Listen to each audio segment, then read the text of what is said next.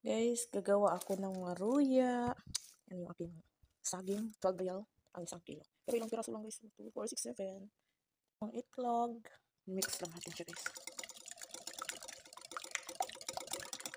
Food coloring. Sugar.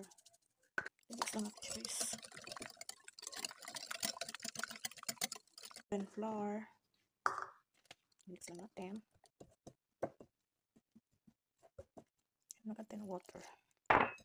Mix natin hanggang sa nawala yung buo guys.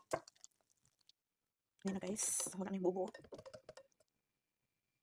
Balatan natin nito at saka i-slice ng palima parang style na pamaypay. Balatan natin siya guys. Ano ito ang negosyo?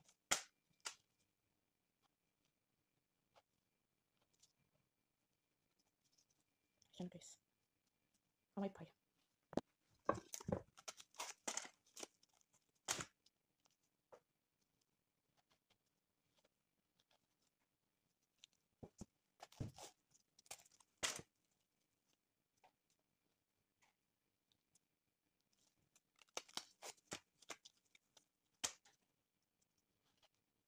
Ay!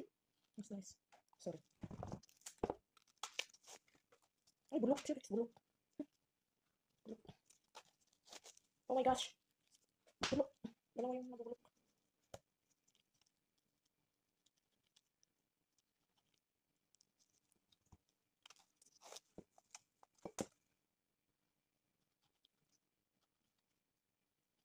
Ayan siya guys. Ayan na siya guys. Pamaypay. Then, lagay tayo ng oil. Antayin natin hanggang sa uminit. Bago natin ilublob dito yung ating maruya. Ilublob natin yan siya. Yung ating pamaypay. Maganda ito pag malaking saging guys. Kaya na siya guys. Diba? Ay, naputol na. Ilang pwede naman yung dito. Malinit na siya guys. Halin na natin yung ating saging. Ayan siya guys. Kalat na siya. Ayan siya guys. Tailing natin hanggang sa mga red. Guys, na golden brown na siya. So cute. Ito siya brown na siya. Ano lang siya po.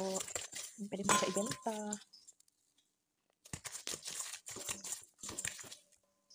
Ayan siya.